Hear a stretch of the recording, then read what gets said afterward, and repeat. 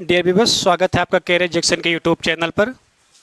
उम्मीद करते हैं आप सब बहुत अच्छे हैं, अपना और अपनों का खूब ख्याल रख रहे हैं और हमारे कैरियर जंक्शन के साथ आपने अपनी स्टडी को कंटिन्यू रखा हुआ है।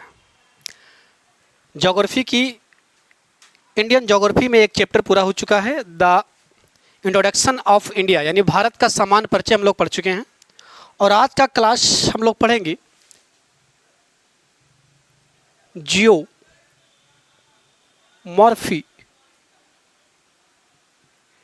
Reason of India. Geomorphy region of India यानी भारत का भू आकृति प्रदेश, यानी हमारे भारत की जो सतह के ऊपर जो जमीन की बनावट है वो कैसी है, यानी उसका स्ट्रक्चर कैसा है। तो भारत की भू आकृति को दो खंडों में बांटकर पढ़ा जाता है। जो जमीन की सेल की बनावट है अंदर हमारे भारत की, यानी जो भूवैज्ञानिक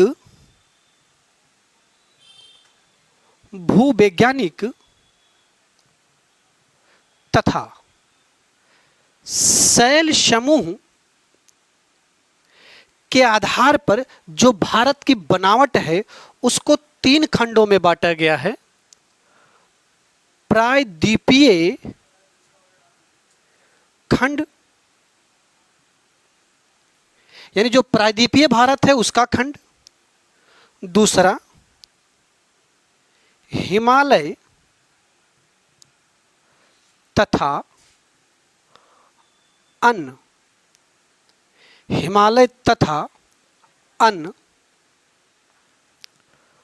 प्रायद्वीपीय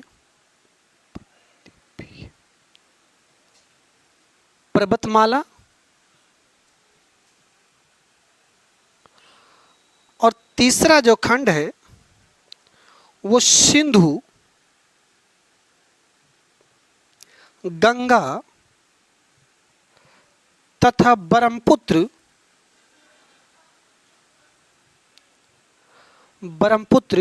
का मैदान। ये खंड जो है इसको हम लोग पढ़ेंगे जियोलॉजिकल स्ट्रक्चर ऑफ इंडिया, यानी हमारे जमीन की, हमारे भारत की जो जमीन है अंदर की उसकी बनावट कैसी है, इसके बारे में अध्ययन करेंगे हम जियोलॉजिकल स्ट्रक्चर ऑफ इंडिया में। लेकिन हमें अभी पढ़ना है जियोमॉर्फिक रीजन ऑफ इंडिया, यानी जमीन के सतह के ऊपर की जो बनावट है उसका स्ट्रक्चर कैसे है। ठीक है, तो उस आधार पर भारत को बांटा गया है, यानी भारत को आकृति के आधार पर, भू आकृति के आधार पर, भू आकृति के आधार पर इसको एक उत्तर तथा पूर्वी हिमालय, यानी उत्तर तथा उत्तर पूर्वी हिमालय का स्ट्रक्चर है ऊपर आकृति में। दूसरा जो आकृति भारत का है ये उत्तर का विशाल मैदान है।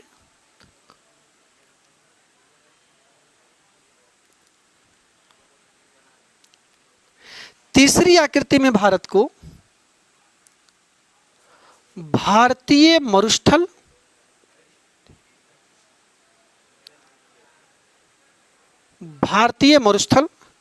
चौथी आकृति आपको मिलेगी, पहले उत्तर तथा उत्तर पूर्वी हिमालय या उत्तर पूर्वी पर्वतीय प्रदेश, उत्तर का विशाल मैदान, भारतीय मरुस्थल, प्रायद्वीपीय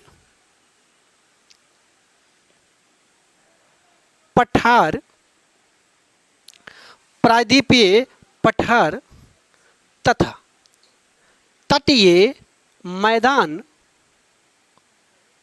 और द्वीप समूह।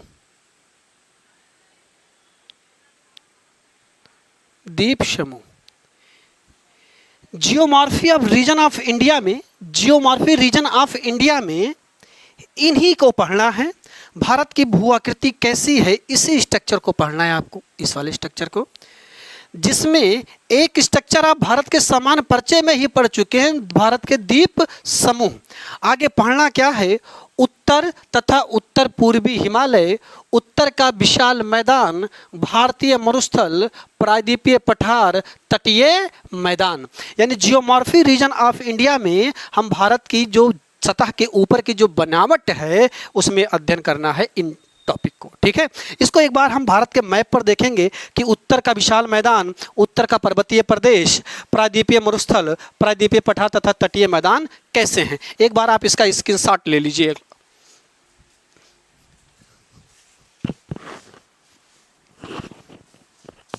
चलिए, इस वाले स्ट्रक्चर को अब हम भारत के मैप पर समझते हैं कि भारत की भू आकृति को जो है मैप पर कैसे दर्शाया जाता है।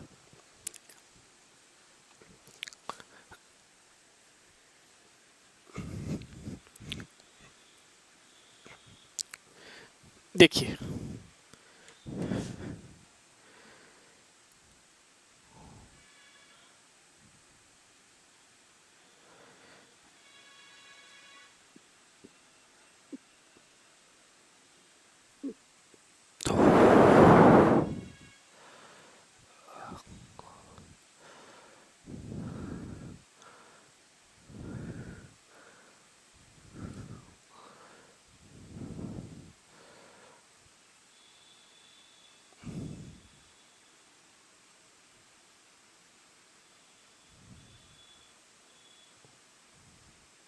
ये मान लीजिए अपना प्यारा भारत है। तो सबसे पहला स्ट्रक्चर क्या बताया, भारत के जमीन के ऊपर की जो बनावट है इसके ऊपर सबसे पहला स्ट्रक्चर क्या बताया, उत्तर तथा उत्तरी पूर्वी हिमालय। तो उत्तर तथा उत्तरी पूर्वी हिमालय यानी ये वाला स्ट्रक्चर, ये पूरा स्ट्रक्चर,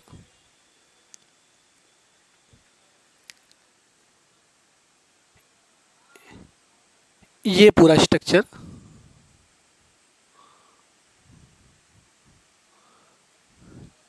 ये एरिया क्या हो गया, उत्तर तथा उत्तरी पूर्वी हिमालय, ये वाला एरिया, ये जो स्टार से मैं दर्शा रहा हूं, ये पहला स्ट्रक्चर हो गया उत्तर तथा उत्तर पूर्वी हिमालय। इसको कुछ और ऐसे कुछ इस तरह,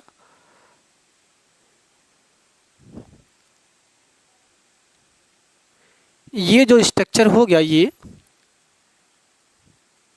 ये स्ट्रक्चर नंबर फर्स्ट हो गया जो अभी आपने देखा था, उत्तर तथा उत्तर पूर्वी हिमालय। ये हो गया उत्तर तथा उत्तर पूर्वी हिमालय। इसी के बीच ये पूरा एरिया,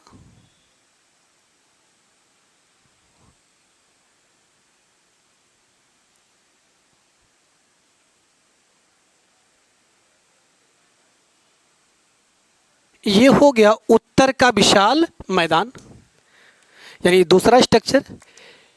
ये पहला हो गया, यहां भी ये पहला है, और ये क्या है, उत्तर का विशाल मैदान। हाँ, विशाल मैदान, ठीक है। तीसरा स्ट्रक्चर क्या बताया, भारतीय मरुस्थल। तो ये वाला स्ट्रक्चर हो गया भारतीय मरुस्थल का। यहां जो स्ट्रक्चर है, ये स्ट्रक्चर,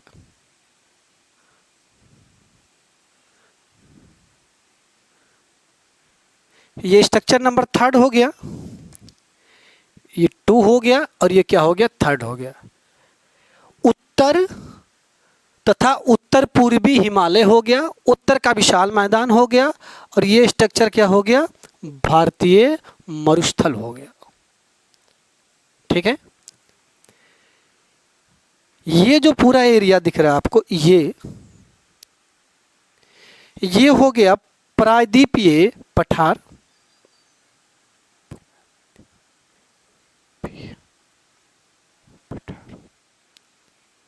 ये हो गया प्रायद्वीपीय पठार।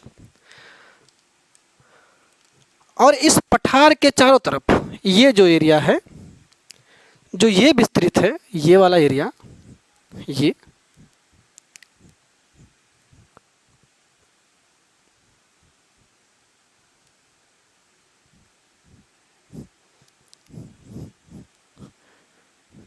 ये हो गया तटीय मैदान। तटीय, ये हो गया तटीय मैदान, यानी स्ट्रक्चर नंबर 1 अभी आप लोगों ने पढ़ा था 2, 3, 4। ये क्या हो गया स्ट्रक्चर नंबर 5। और द्वीप समूह,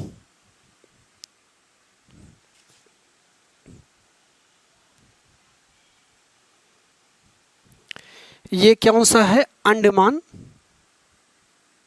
निकोबार द्वीप समूह। और ये क्या है? लक्षद्वीप समूह। ठीक है, ये स्ट्रक्चर नंबर क्या हो गया? 6। तो भारत की भू आकृति आपको क्लियर दिख रही है।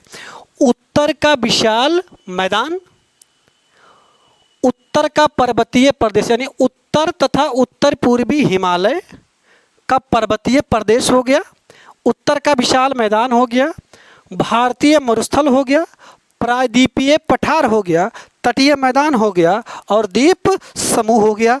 ये भारत का क्या है? भू आकृति विभाजन। ये क्या है? भारत की भू आकृति का विभाजन है। ठीक है, कुछ इस तरह है। इसका स्क्रीनशॉट ले लीजिए आप लोग अपने समझने के लिए। ठीक है, चलिए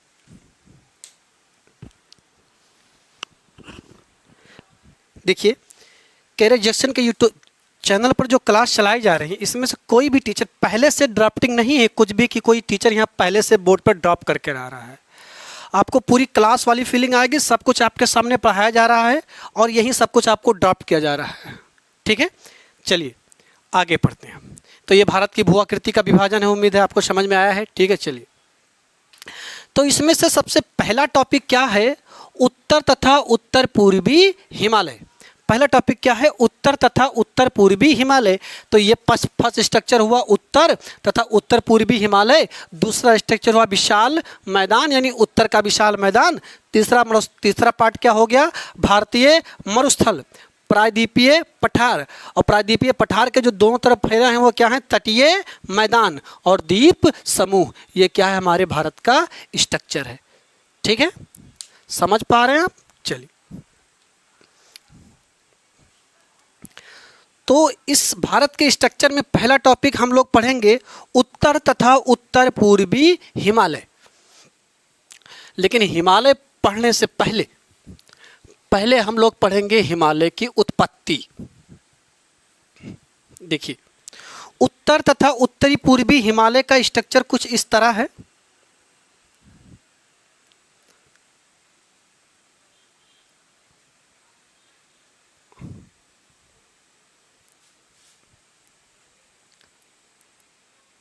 ठीक, ये देखिए, ये विस्तृत है हिमालय। ये यानी ये पहला स्ट्रक्चर वही है जो अभी आप लोगों ने पढ़ा था, उत्तर तथा उत्तर पूर्वी हिमालय, ये स्ट्रक्चर। तो सबसे पहला अध्ययन हम लोग इसी का करेंगे, उत्तर तथा उत्तर पूर्वी हिमालय का अध्ययन किया जाएगा। लेकिन हिमालय पढ़ने से पहले हम लोग हिमालय की उत्पत्ति पढ़ेंगे। हिमालय ये जम्मू कश्मीर में नंगा पर्वत से लेकर अरुणाचल प्रदेश में नामचा बरुआ पर्वत तक है, फिर यही नीचे मुड़ जाता है, म्यांमार तक जाता है। अभी इसकी विस्तृत व्याख्या किया जाएगा। तो भारत के भू आकृति प्रदेश में पहला टॉपिक आप लोग हेडिंग डाल लेंगे, उत्तर तथा उत्तरी पूर्वी हिमालय। यानी पहला टॉपिक पढ़ेंगे हम लोग हिमालय, और उस हिमालय में पढ़ेंगे हिमालय की उत्पत्ति, यानी हिमालय की उत्पत्ति कैसे हुई है। ठीक है, चलिए।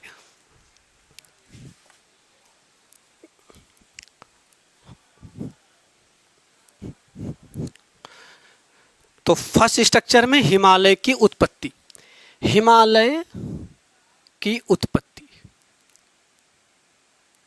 हिमालय की उत्पत्ति, हिमालय की उत्पत्ति, वर्जिन ऑफ हिमालयस। ठीक है, हिमालय या पर्वतों की उत्पत्ति के बारे में मुख्यतः 3 सिद्धांत फेमस है। तो हिमालय पढ़ने से पहले आपको वो 3 सिद्धांत पढ़ने पड़ेंगे। अगर वो 3 सिद्धांत आपको नहीं पढ़ाया जाता है तो आपके साथ कोई बेईमानी कर रहा है हिमालय को लेकर। अगर हिमालय पढ़ना है तो आपको 3 सिद्धांत जानने बहुत ज़रूरी हैं। इनमें से पहला सिद्धांत आपको जानना पड़ेगा वेगनर का महाद्वीपीय विस्थापन सिद्धांत। ये पहला सिद्धांत है, यानी हिमालय पढ़ने से पहले ये 3 सिद्धांत पढ़ने जरूरी हैं, तभी आपको हिमालय की उत्पत्ति समझ में आएगी। दूसरा सिद्धांत हिमालय की उत्पत्ति संबंधित है प्लेट विवर्तनी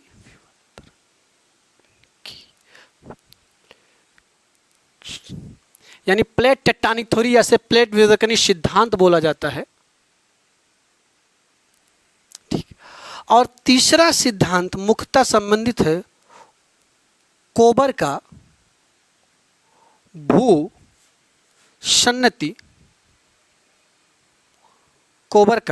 भूसन्नति सिद्धांत,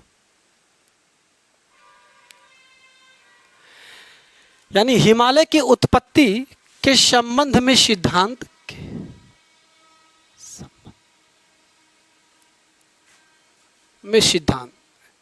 ये 3 सिद्धांत पढ़े बिना आपको हिमालय की वर्जिन समझ में, यानी हिमालय की उत्पत्ति समझ में नहीं आएगी। तो पहले आपको पढ़ना है वेगनर का महाद्वीपीय विस्थापन सिद्धांत, फिर प्लेट टेक्टोनिक थ्योरी पढ़ना है, फिर कोबर का भूसन्नति सिद्धांत पढ़ना है। और ये तीनों पढ़ने के बाद ही आपको समझ में आएगा कि हिमालय की उत्पत्ति कैसे हुई है। यानी उत्तर के पर्वतीय प्रदेशों में जो पहला स्ट्रक्चर है जियोमॉर्फी ऑफ रीजन ऑफ इंडिया में, उनमें पहला जो टॉपिक पढ़ना है आपको वो हिमालय पढ़ना है। लेकिन हिमालय पढ़ने से पहले आपको ये जानना पड़ेगा कि हिमालय की उत्पत्ति कैसे हुई है। तो पर्वतों की उत्पत्ति के बारे में मुख्यतः 3 सिद्धांत फेमस हैं, वेगनर का महाद्वीपीय विस्थापन सिद्धांत, प्लेट टेक्टोनिक थ्योरी और कोबर का भूसन्नत सिद्धांत। ये तीनों पढ़ने के बाद ही आपको हिमालय की उत्पत्ति समझ में आएगी। तो सबसे पहले अध्ययन कर लेते हैं हम लोग कि वेगनर का महाद्वीपीय विस्थापन सिद्धांत क्या है। ठीक है,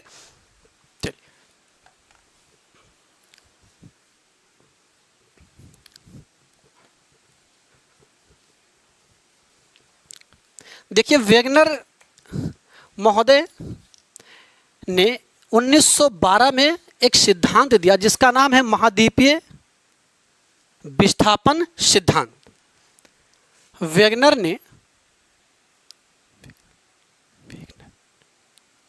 1912 में, हालांकि इसका डिटेल अभी हम लोग पढ़ेंगे जब कॉन्टिनेंटल डेप्थ थ्योरी, जब विश्व भूगोल पढ़ेंगे, और विश्व भूगोल में जब हम लोग कॉन्टिनेंट का उत्पत्ति करेंगे, यानी जब विश्व भूगोल में पढ़ना चालू करेंगे हम लोग महाद्वीप, तब वेगनर का सिद्धांत और ज़्यादा डिटेल में पढ़ा जाएगा। अभी हिमालय के बारे में संक्षिप्त इतिहास जान लेते हैं कि वेगनर साहब ने क्या कहा है और हिमालय कैसे संबंधित है इससे। ठीक है, देखिए वेगनर महोदय ने 1912 में एक सिद्धांत दिया जिसका नाम क्या है, महाद्वीपीय विस्थापन सिद्धांत। ये सिद्धांत है क्या? महाद्वीपीय विस्थापन सिद्धांत, सिद्धांत का नाम है महाद्वीपीय विस्थापन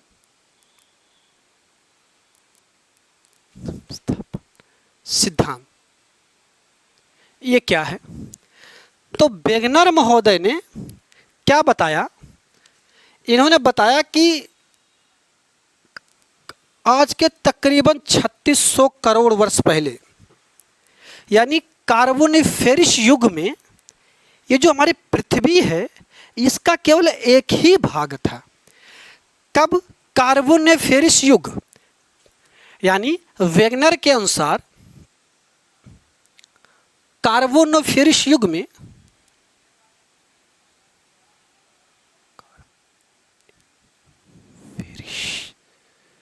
कार्बोनिफेरस कल्प में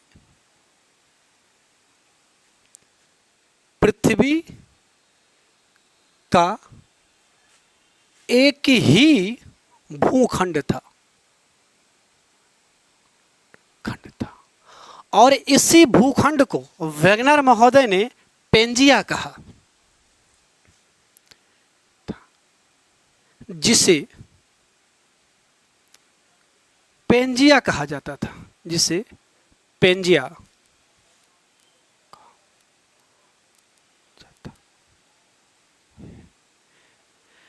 पेंजिया एक ग्रीक भाषा का शब्द है जिसका मतलब होता है सभी द्वीप। पेंजिया का अर्थ है सभी महाद्वीप, सभी द्वीप, सभी महाद्वीप या सभी द्वीप, ये पेंजिया का अर्थ है। तो वेगनर महोदय ने कार्बोनिफेरस युग में बताया कि पृथ्वी केवल एक ही भूखंड था और उस भूखंड को इन्होंने क्या कहा, पेंजिया कहा। पेंजिया का क्या अर्थ है, सभी महाद्वीप। अब वेगनर महोदय ने बताया कि ये पेंजिया जो है, अब इसको हम फिगर पर देखेंगे कि पेंजिया कैसे था। तो कुछ इस तरह था पेंजिया।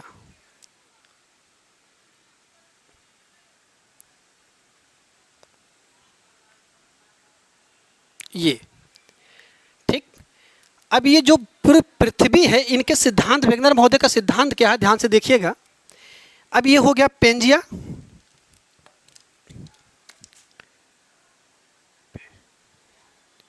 ये वेगनर महोदय का सिद्धांत है। इन्होंने क्या बताया कि पृथ्वी का एक ही भूखंड था जिसे क्या कहा जाता था, पेंजिया कहा जाता था। और इस पेंजिया के चारों ओर एक ध्रुव पदार्थ विस्तृत था। इस पेंजिया के चारों ओर एक ध्रुव पदार्थ था, कुछ इस तरह।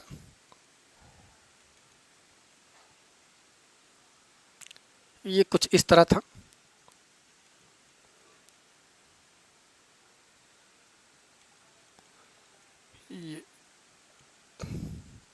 ये यानी वेगनर महोदय के अनुसार पृथ्वी का जब एक भाग पेंजिया था और इस पेंजिया के चारों ओर जो ध्रुव पदार्थ फैला था, इसे का नाम था पैंथालासा।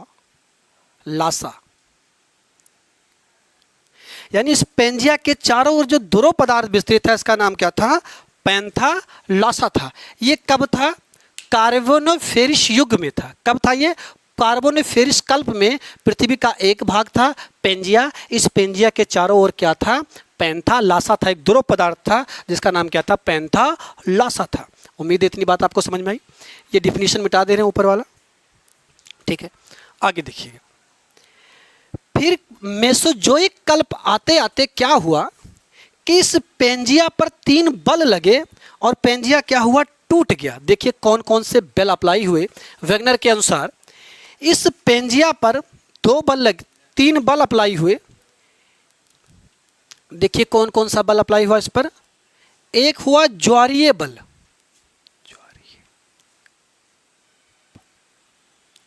ध्यान समझिएगा कि ज्वारीय बल कहते हैं। पृथ्वी पर वह बल जो चंद्रमा और सूर्य के गुरुत्वाकर्षण के कारण लगता है, उसी बल को ज्वारीय बल कहते हैं।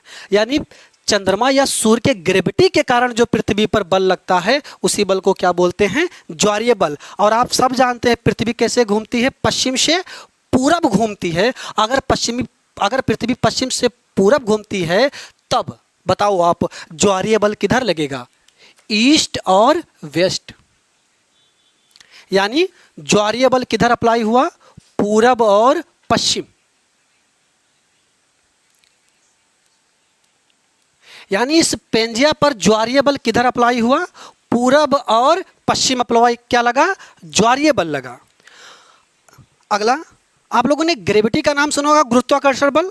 ये कैप दिख रहा है आपको, ये कैप दिख रहा है आपको, दिख रहा है। ये देखिए, ये कैप नीचे क्यों गया, क्योंकि इस पर क्या लगा, ग्रेविटी लगा। और किधर लगा, नॉर्थ पोल से साउथ की तरफ गिरा वो कैप। यानी इस पेंजिया पर नॉर्थ पोल और साउथ पोल पर एक बल लगा जिसका नाम क्या है, गुरुत्वाकर्षण बल।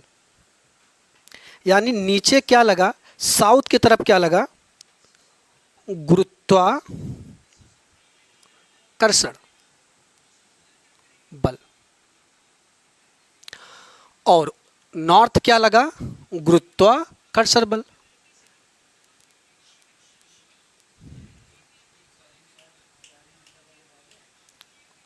गुरुत्वाकर्षण बल।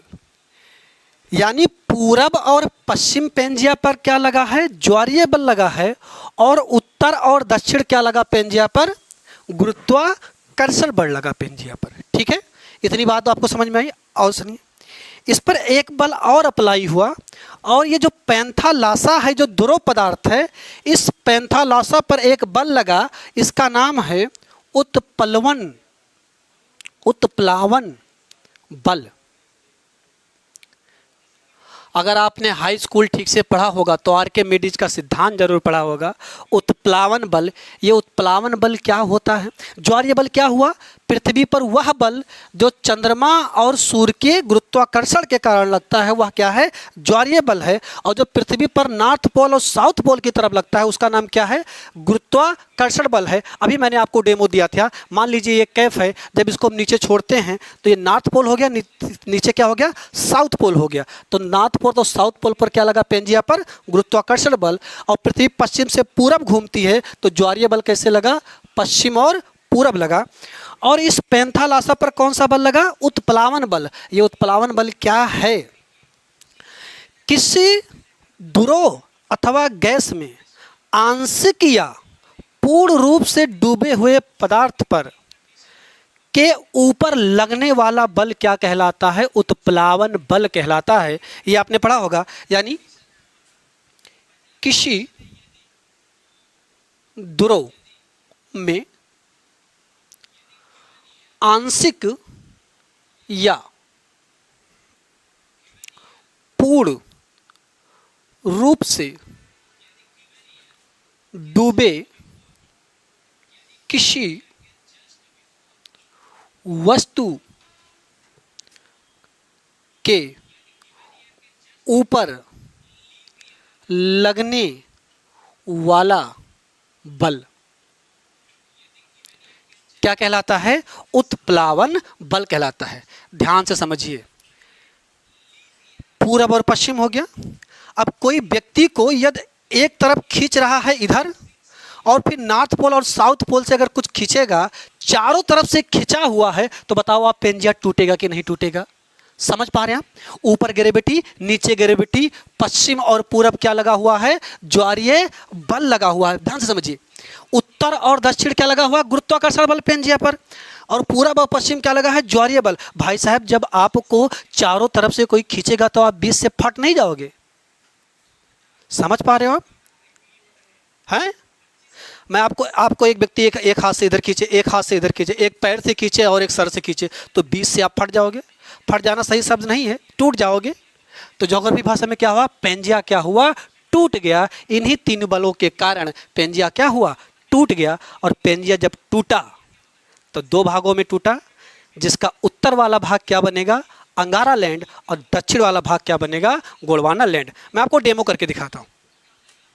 ये मान लीजिए एक समय के लिए पेंजिया है। अब इस पेंजिया पर इधर लगाइए आप ज्वारीय बल, इधर लगाइए आप ज्वारीय बल, और उत्तर लगाइए क्या? ग्रेविटी, और दक्षिण लगाइए क्या? ग्रेविटी। तो ये क्या होगा? जब चारों तरफ से लगेगा तो ये बीच से टूट जाएगा, कुछ इस तरह। पेंजिया टूट गया। अब जब ये देखिए पेंजिया था, आपने बल लगाया, ये ज्वारीय बल लगा, ऊपर ग्रेविटी लगा, टूट गया। अब जरा ध्यान से समझिए। अगर ये हाथ मेरा पैंथालासा है, अगर ये हाथ पैंथालासा है, और उत्प्लावन बल की डिफिनीशन अभी आप पढ़ रहे हैं कि किसी ध्रुव में आंशिक या पूर्ण रूप से डूबे हुए किसी वस्तु के ऊपर लगने वाला बल, तो भाई साहब आप बताइए, क्या अब ये तैरेगा नहीं? कुछ इस तरह ये तैरना चालू होगा, क्योंकि पैंथालासा क्या है? एक ध्रुव पदार्थ है। तो ये क्या होगा? अब तैरना लगेगा। और जब तैरेगा ये कुछ इस तरह, तो उत्तर जो जाएगा वो क्या होगा? गोंडवाना लैंड। और जो दक्षिण जाएगा वो क्या होगा? सॉरी, जो उत्तर जाएगा वो क्या होगा? अंगारा लैंड। और जो दक्षिण जाएगा वो क्या होगा? गोंडवाना लैंड होगा। उम्मीद है आपको समझ में आई बात? ठीक है। ये क्या है? वेगनर का महाद्वीपीय विस्थापन सिद्धांत है, यानी सृष्टि की उत्पत्ति कैसे हुई है, ये बात आपको समझ में आ गई। ठीक है। तो पेंजिया पर कितने बल लगे? 3 बल लगे। उत्तर और दक्षिण गुरुत्वाकर्षण बल, पूरब और पश्चिम ज्वारीय बल, और जो पैंथालासा था जो पेंजिया के चारों ओर फैला हुआ था, इसका नाम क्या था? उत्प्लावन बल। और यही उत्प्लावन बल अब क्या करेगा? पेंजिया को क्या करेगा? इसको एक उत्तर दिशा में ले जाएगा और एक दक्षिण दिशा में ले जाएगा। जो उत्तर में जाएगा उसका नाम अंगारा लैंड, और जो दक्षिण में जाएगा उसका नाम क्या होगा? गोंडवाना लैंड होगा। ठीक है। देखिए कुछ इस तरह। अब जब ये टूटेगा तो अगला फिगर देखिएगा, मैं इसको मिटाता हूं थोड़ी देर के लिए, और अगला फिगर देखिएगा। ये डिफिनेशन थोड़ी देर के लिए मिटा देते हैं।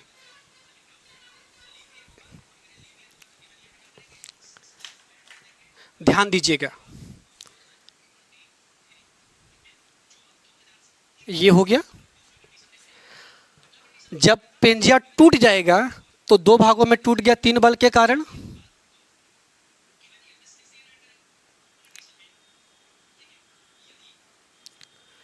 ऊपर वाला भाग क्या कहलाया?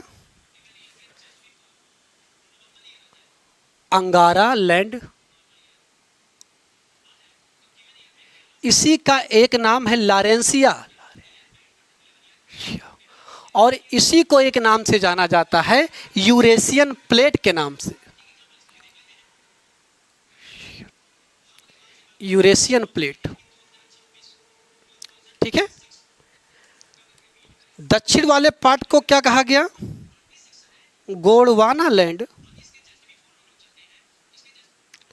और इसी को एक नाम से जाना जाता है इंडिका प्लेट।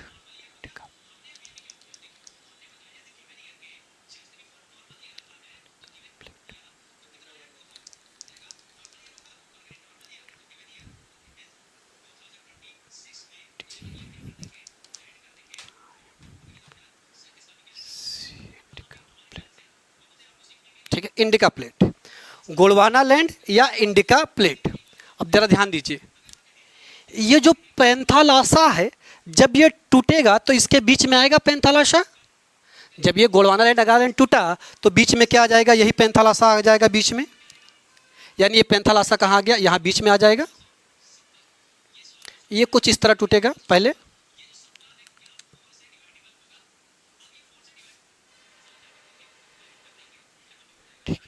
अभी जब टूटा तो बीच में क्या आ गया? इसके पैंथालासा, ये वाला एरिया, ये पैंथालासा आया, और इसी के बीच एक सागर का निर्माण हुआ, और इसी सागर का नाम है तैथिज सागर। इसी का नाम क्या है? तैथिज सागर। यानी यही पेंजिया जब टूटा तो उत्तर बना अंगारा लैंड, और दक्षिण क्या बना? गोंडवाना लैंड, और बीच में क्या बना? तैथिज सागर बना।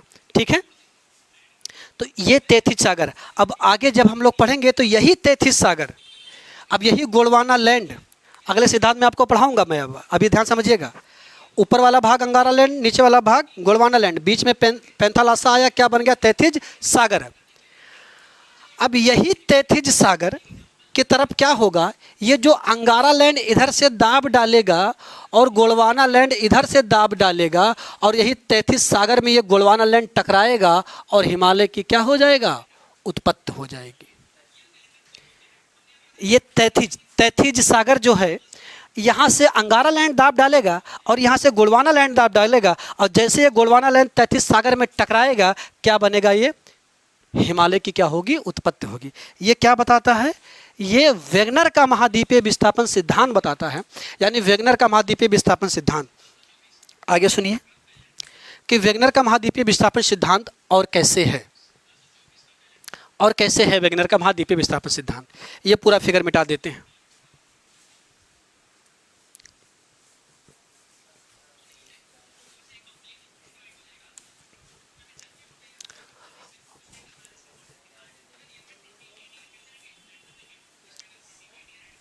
देखिए,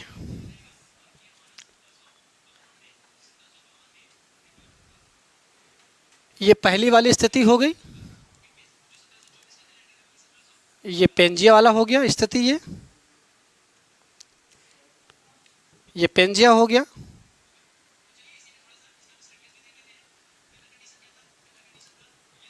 ये चारों तरफ पैंथालासा हो गया,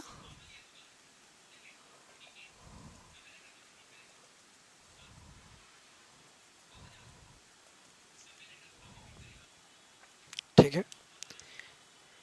इधर क्या लगा? ज्वारीय बल, इधर क्या लगा? ज्वारीय बल, इधर क्या लगा? गुरुत्वाकर्षण बल, इधर क्या लगा? गुरुत्वाकर्षण बल, यानी ग्रेविटी लगी। और इस दोनों पदार्थ पर क्या लगा? ये जो पैंथालासा था, इस पर कौन सा बल अप्लाई हुआ? उत्प्लवन बल। अगला स्ट्रक्चर समझिए, पेंजिया क्या हुआ, दो भागों में टूट गया।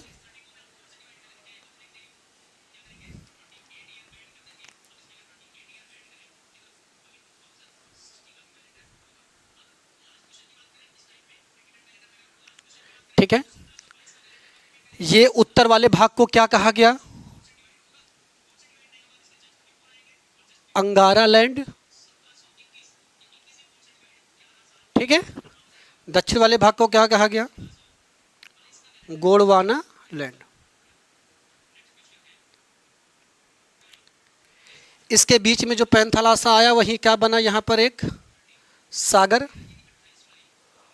और इसी सागर का नाम क्या पड़ा है, तैथिज सागर।